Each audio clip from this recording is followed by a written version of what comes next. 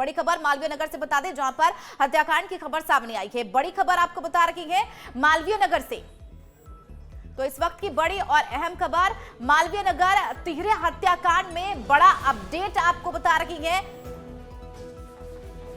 पीड़ित परिवार का पड़ोसी ही हत्यारा बताया जा रहा है। ये बड़ी खबर आपको बता रही है।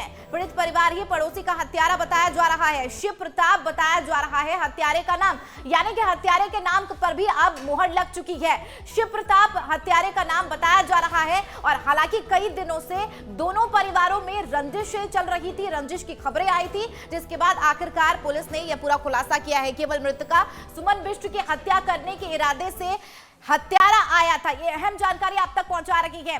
मां के साथ कमरे में सो रहे थे दोनों बच्चे।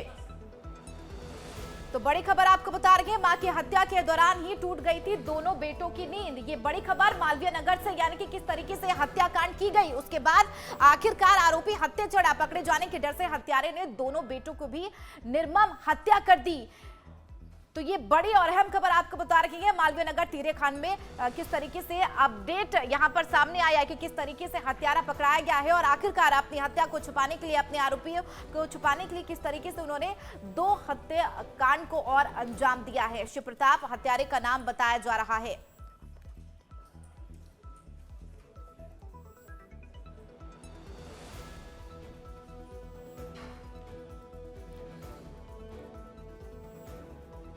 तो इसी खबर पर ज्यादा जायजा लिया हमारे संवाददाता उमंग माथुर ने, आइए आपको दिखाते हैं।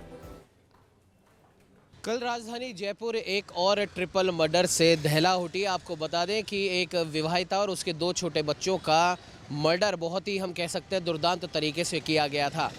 विवाहिता, आपको बता दें कि वो नींद की अवस्था में थी, तभी हत्यारा उसके कमरे में पहुंचा। सबसे पहले तो उसका गला रेता और उसके बाद में उसके दोनों छोटे बच्चों का गला काट के वहां से फरार हो गया। फरार होते समय आपको बता दें विवाहिता की ननंद ने उसको रोकना चाहा, लेकिन वो उसे धक्का देकर भाग निकला। पुलिस को जब से इस मामले का पता पड़ा, इसका संज्ञान उन्होंने जब से लिया, तभी से 10 टीमें पुलिस की तरफ से उस हत्यारे को ढूंढने के लिए निकली थी और पुलिस ने अब इसका खुलासा कर दिया है। डीसीपी ईस्ट कार्यालय में हम यहाँ पर खड़े हैं। हालांकि ज्ञानचंद यादव जी अभी मौजूद नहीं है, उनके आते ही उनसे भी बाइट ली जाएगी, लेकिन पुलिस के सूत्रों के हिसाब से जो हत्यारा था वो उनका पड़ोसी ही था। और कुछ दिन पहले विवाहिता के पति के साथ में उस हत्यारे शिव प्रताप, जिसका नाम बताया जा रहा है, उसका विवाद हुआ था गंदे पानी की निकासी और गाड़ी पार्किंग को लेकर। और तभी से कहीं ना कहीं उसने अपने मन में इस प्रकार की प्लानिंग कर ली थी। आपको बता दें हत्या से कुछ देर पहले या फिर कुछ दिन पहले उसने नए कपड़े खरीदे थे, मफलर खरीदा था और साथ ही में एक चाकू खरीदा था। चाकू जिस दुकान से खरीदा गया था, उस दुकानदार का साफ तौर पर यह कहना है कि आरोपी ने उनसे पूछा था कि ऐसा चाकू देना जिससे मांस काटा जा सके। कहीं ना कहीं दुकानदार के मन में कुछ शको शुबा ज़रूर आया था और तभी से उसने उस चेहरे को अपनी नज़र में रख लिया था। पुलिस जब सीसीटीवी फुटेज के आधार पर पूछताछ कर रही थी, तब वो उस दुकान पर भी पहुंची। दुकानदार ने बताया कि सीसीटीवी फुटेज के आधार पर उस आरोपी की दुकानदार ने पहचान भी करी और कहीं ना कहीं आरोपी की पहचान होने के बाद में अब चिन्हित आरोपी हो चुका है। उसे पकड़ने के लिए पुलिस की टीमें रवाना हो चुकी हैं। बहुत जल्द वो आरोपी भी पुलिस की गिरफ्त में होगा। तो इस खबर पर ज्यादा जानकारी के साथ हमारे सहयोगी न्यूज रूम लाइव से जुड़ गए उमंग माथुर जी। उमंग जी, जिस तरीके से लगातार मालवीय नगर में इस तरह की खबर सामने आई है, तिहरे हत्याकांड में बड़ा खुलासा हुआ है। हालांकि आपने खुद भी वहां पर जाकर जायजा लिया कि किस तरीके से इस पूरी हत्या की घटना को अंजाम दिया है। पूरी घटना बताएं कि आखिरकार किस तरीके की इस घटना को अंजाम दिया गया और क्या कुछ अपडेट है इस पूरे मामले को लेकर। बिल्कुल चंदा, आपको बता दें कि ये सारा मामला आपसी रंजिश का बताया जा रहा है। जो मृतका का जो पति है उसके साथ में हत्यारे की झड़प हुई थी कुछ दिन पहले। गंदे पानी की निकासी और गाड़ी पार्किंग को लेकर उन दोनों के बीच में ही विवाद हुआ था। तभी से आरोपी जो शिव प्रताप है, जो उनके घर के सामने रहता है, उसने बदला लेने की ठान ली थी, लेकिन उसका बदला इतना विभत्स होगा इसका किसी को अंदाजा नहीं था। आपको बता दें कि पीड़िता के जो ससुर हैं वो काफ़ी लंबे समय से झालाना के उस जगह पर वो निवास कर रहे हैं। नारियल के पानी का वो ठेला लगाते हैं। उनका मृतका का जो पति है वो भी अपने पिता का हाथ बटाता है उनके इस धंधे में। घटना के समय 29 नवंबर दोपहर करीब 4 बजे की ये घटना बताई जा रही है। घटना के समय पीड़िता अपने दोनों बच्चों के साथ में सो रही थी, तभी आरोपी ने पूरी प्लानिंग करी थी और इसकी प्लानिंग इस हद तक गई थी कि उसने हत्या के समय जो उसने कपड़े जो पहने थे वो कपड़े उसने नए खरीदे, रुमाल, मफलर सभी उसने खरीदा। लेकिन वो कहते हैं कि आरोपी कुछ ना कुछ गलती जरूर करता है। उसने एक दुकान पे जाके, एक बर्तन भांडे की दुकान थी, वहां पर जाके उसने एक चाकू खरीदा और उसने दुकानदार से ये उसने रिक्वेस्ट करी कि चाकू ऐसा देना जिससे मांस काटा जा सके। इस प्रकार के चाकू की डिमांड जब उसने करी तो कहीं ना कहीं दुकानदार को कुछ गड़बड़ी की आशंका हुई। हालांकि कुछ उसने उससे बात नहीं कही, लेकिन तभी से उस आरोपी का जो चेहरा है वो एक तरीके से दुकानदार के मन मस्तिष्क में छप गया था। उसके बाद में जब इस घटना को अंजाम दिया गया, दोपहर 4 बजे की 29 नवंबर की घटना है। मृतका अपने दोनों बच्चों के साथ कमरे में सो रही थी, तभी आरोपी चुपके से कमरे के अंदर घुसा। उसने पहले दरवाजा बंद किया, फिर उसने मृतका का गला उस चाकू से रेत दिया। मृतका हालांकि काफ़ी उसने संघर्ष किया, छूटने की कोशिश करी, लेकिन चाकू से गला रेतने के बाद भी कई वार उसके शरीर पे करे। इस पूरी घटना में दोनों जो बच्चे अपनी माँ के साथ सो रहे थे वो जाग गए और हम कह सकते हैं आरोपी को ये डाउट हुआ कि कहीं ये बच्चे गवाही ना दे दें, क्योंकि इन्होंने मेरा चेहरा देख लिया है, तो इस डर से उन दोनों बच्चों को उसने मार दिया। आहट होने पर जब मृतका की ननद ऊपर कमरे में पहुंची तो उसको धक्का देकर वो आरोपी वहां से भाग निकला। हालांकि जब वो वहां से भागा तब वहां पर लगे सीसीटीवी कैमरों में उसका कद काठी, उसका चेहरा मोहरा तो नहीं दिख पाया था, लेकिन उसके भागने का जो वो वीडियो था वो सीसीटीवी में कैद हो गया।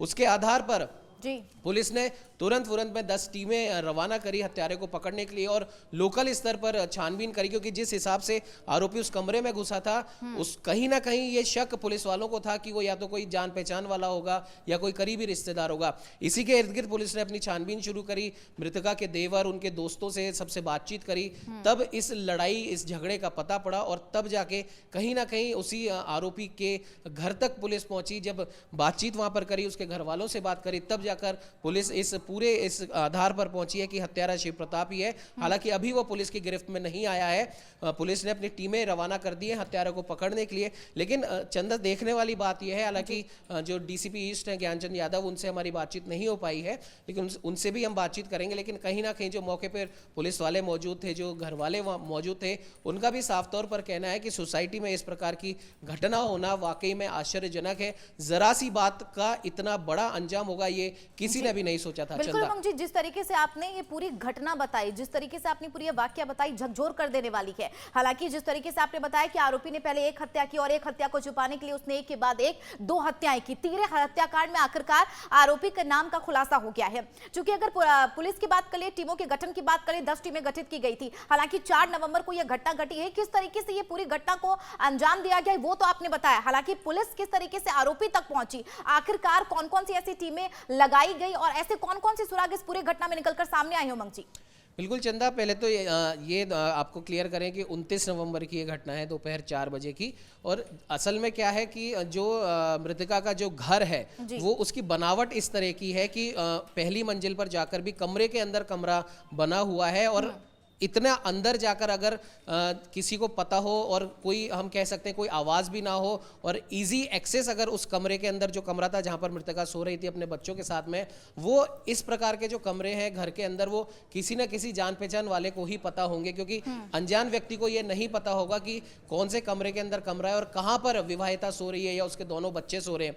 ये कोई जान पहचान वाला ही होता है जो जिसको इतनी बातें पता होती है। तो पुलिस की जो हम कह सकते हैं छानबीन का जो आधार था वो यही रहा, क्योंकि इतनी घर के अंदर तक की जानकारी किसी परिचित को, किसी रिश्तेदार को या वहीं आसपास रहने वालों को ही हो सकती है जिनका उस घर में आना जाना होता है। इसी आधार पर पुलिस ने अपनी पूरी जो हम कह सकते हैं छानबीन शुरू करी। मृतका के जो पति हैं उनके दोस्तों से, उनके देवर से, आसपास रहने वालों से जब बातचीत हुई तब इस झगड़े का पता पड़ा और कहीं ना कहीं ये भी पता पड़ा मृतका के जो पति की गवाही के हिसाब से कि जब से वो झगड़ा हुआ है तभी से जो हत्यारा शिव प्रताप है उसने उनके घर वालों से, उनसे बातचीत करना बंद कर दिया था।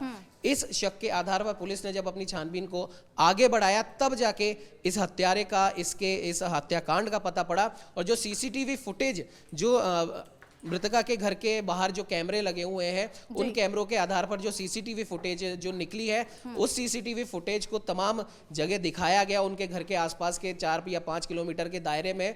और कहीं ना कहीं पुलिस जब उस दुकानदार के पास पहुंची जहां पर उसने चाकू की खरीद करी थी, तब उस दुकानदार ने उस आरोपी को चिन्हित किया और तब जाके उस हत्यारे का पता पड़ा। चंदा, ठीक है, बहुत शुक्रिया अमन जी इस खबर पर लगातार हमारे साथ बनने के लिए और अपडेट देने के लिए। लेकिन वाकई देखना है होगा कि आखिरकार जिस तरीके से हत्यारा पड़ोसी ही निकला है, पुलिस की गिरफ्त में पूरे तरीके से कब आता है और पुलिस आगे क्या कुछ कार्रवाई करती है।